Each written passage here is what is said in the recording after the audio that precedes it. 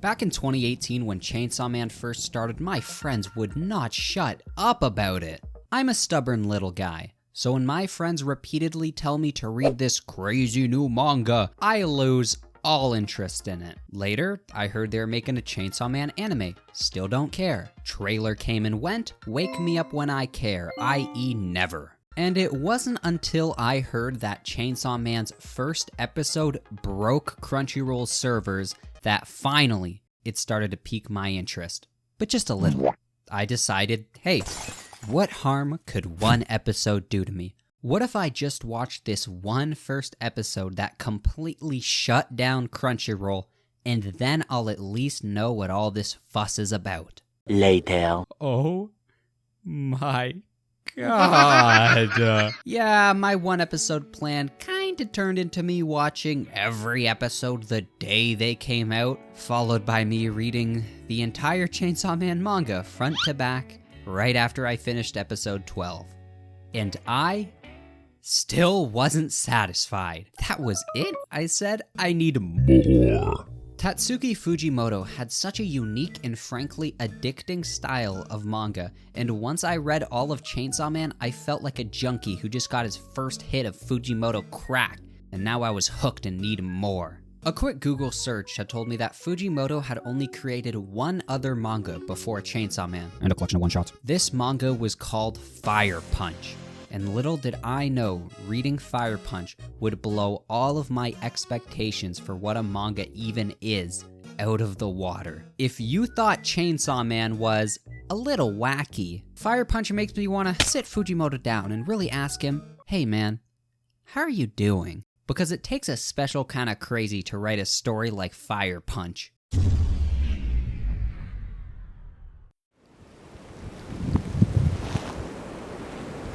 Firepunch takes place in a world covered in ice, and people are not happy. Big whoop, so do I, but you don't hear me complaining about it. Society has pretty much crumbled. Despite the story taking place in the far future, everyone has regressed back to the days of being hunter-gatherers. Raiders constantly raid towns and take children as slaves and women as a different kind of slave. Overall, the world is just like snow. Cold, wet, and miserable. The only light in this dark world are the blessed. A lucky minority of individuals are born with an inherent supernatural power such as regeneration, incineration, and electrocution. These people are called the blessed, and the people believe these powers are a gift to humanity from God himself. Think of the blessed as the people with quirks from Boku no Hero, except unlike that Weenie Hut Jr.-ass series, the gifted people in Firepunch aren't always so fortunate. In Boku no Hero, if you have the power to make electricity, you are a cool and accepted member of society. In Firepunch, if you have the power to make electricity, you get your limbs cut off and are dragged underground to be hooked up to a machine where you do nothing but produce electricity for the city 24/7 until you die. And it's not just the electric blessed. If your blessing has any kind of use, you become fuel. Lower than human, lower than slave, not even a human being. You are fuel that exists for no other purpose than to be consumed by the people. This is Agni, the protagonist of both the series and the world. Agni was born with a regeneration blessing and lives a humble life with his sister. Agni's village can't grow food due to the cold, and to ensure his village's survival, Agni has graciously offered to spend every day chopping off his limbs with his sister and delivering them around town for people to eat. So if Agni can do this, maybe your job isn't so bad. One day, a whole organized army pulls up on Agni's crib with their leader, Doma. Doma says the reason the world is covered in snow is because some loser has a cover the world in snow blessing, and Doma is traveling around the world recruiting strong men to create an Andrew Tate nation to train a strong men army to go kill this ice witch and bring an end to this endless winter. Agni is like, hey man, buzz off! And Doma's like, okay. But before Doma goes, he uses his own blessing. Doma's blessing is to shoot flames that won't extinguish until the target is destroyed. Oh boy. Agni's entire village destroyed. Everyone incinerated. His sister burns in front of his own eyes, and the last thing she ever tells him is, live. Whether or not that was the worst possible thing she could have told Agni or the best possible thing, I still haven't figured out. For the rest of the story, Agni never gets over the death of his sister. Duh, that's a pretty traumatic event. Plus, the death of family being a source of motivation is a common trope in manga. Nah. You don't get it. Despite watching her burn in front of his own eyes, Agni never accepts that she's dead. Later in the story, Agni finds a grown woman named Judah who looks like his little sister and convinces himself that Judah is actually just Luna playing a very elaborate prank on him. Even further in the story, Agni finds a woman with amnesia and convinces both her, but more importantly, convinces himself that she is in fact his little sister just suffering from amnesia after escaping Doma's fire. My guy, you saw her burn to death. She ain't worth it, King. Keep your head up. Oh yeah, they were a little incestuous. I forgot to mention that. Despite his sister being dead for over 8 years at that point, Agni had to convince her, and he had to convince himself that this amnesiac was his little sister.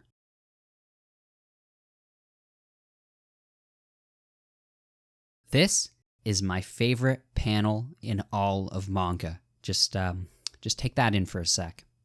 This is Agni's face after he successfully convinces himself that this girl is his little sister. Never before in manga has a panel before struck a perfect balance between being heartbreaking, unsettling, and downright hilarious.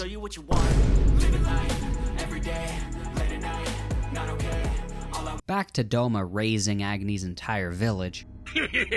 Agni lives on. Despite being shrouded in eternal flames, his body constantly burning and regenerating, creating a pain so powerful he can't even breathe, he lives on.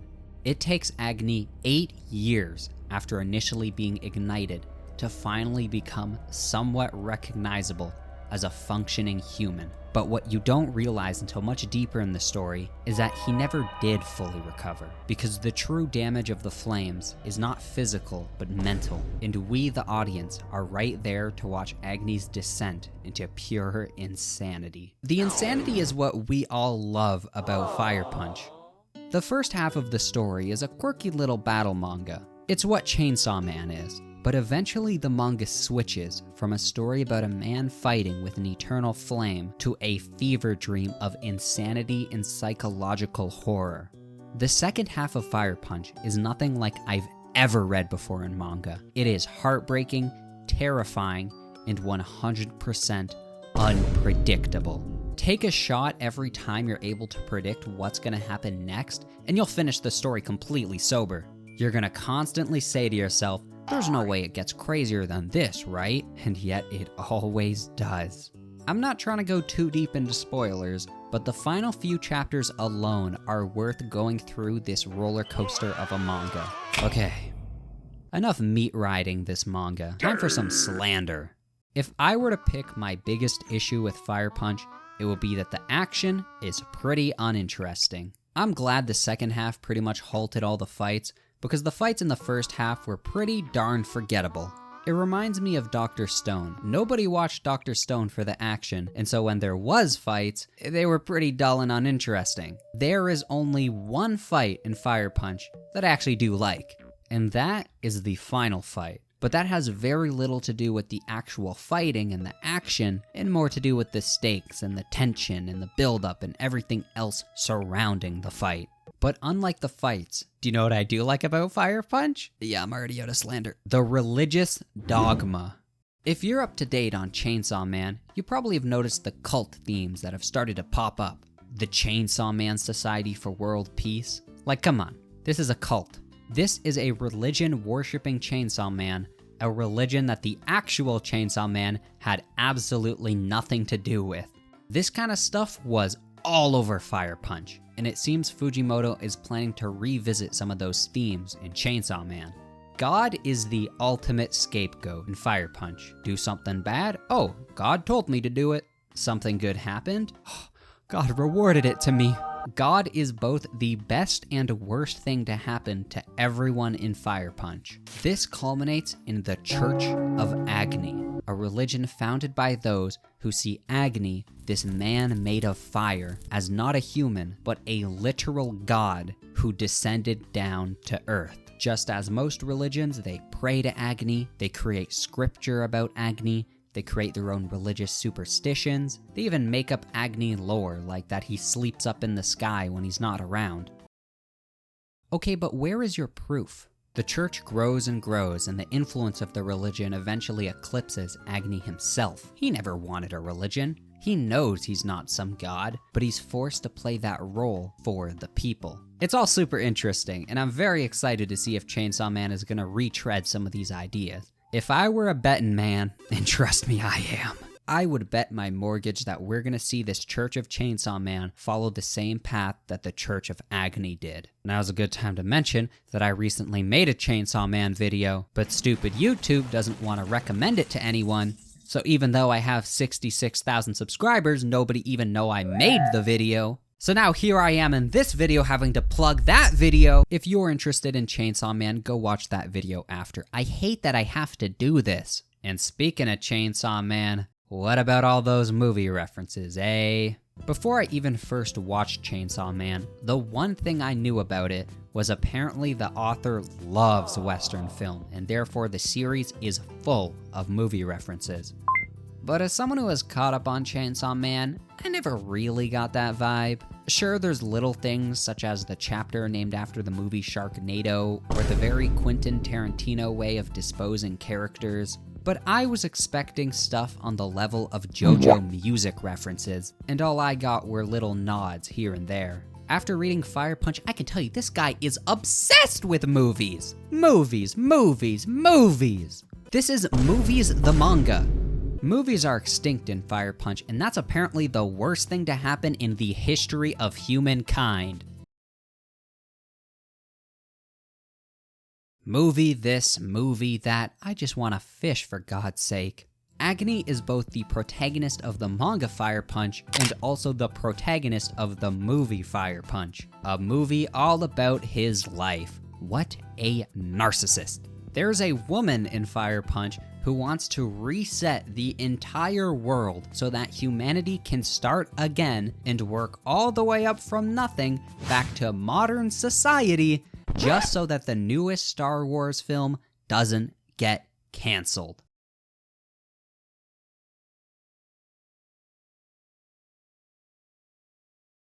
This manga has a reference to South Park Bigger, Longer, and Uncut. The goddamn South Park movie gets a reference in Fire Punch. I'm not even a movie guy myself, so there's definitely a lot more references that went over my head. Why did I make this video? I've been talking about Fire Punch for 6 pages now, but why? Fire Punch does not get the recognition it deserves. Chainsawman becoming a hit is the best thing to happen to Fire Punch. Me and many others only experienced Fire Punch because we loved Chainsawman. Studio Mappa has expressed interest in possibly adapting Fujimoto's other work, and I know damn well that would have never happened without Chainsawman. I am here to do my duty and raise awareness about this underrated manga that I fell in love with. It will never be as popular as Chainsawman, or anywhere close to mainstream, so it's up to us little guys to go, hey, maybe you should check this out. Considering Chainsaw Man's anime still isn't done, and the fact that an anime with a main character who is constantly on fire sounds like a nightmare for the animators, I wouldn't expect any kind of Fire Punch adaptation anytime soon. Fire Punch is only 83 chapters long. It's shorter than Chainsaw Man Part 1. After this video, I would recommend checking it out. Oh yeah, and go watch the video that YouTube refuses to recommend to people. God.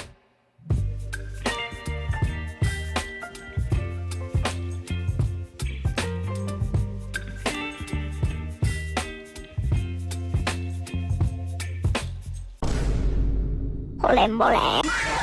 Hey y'all, Scott here.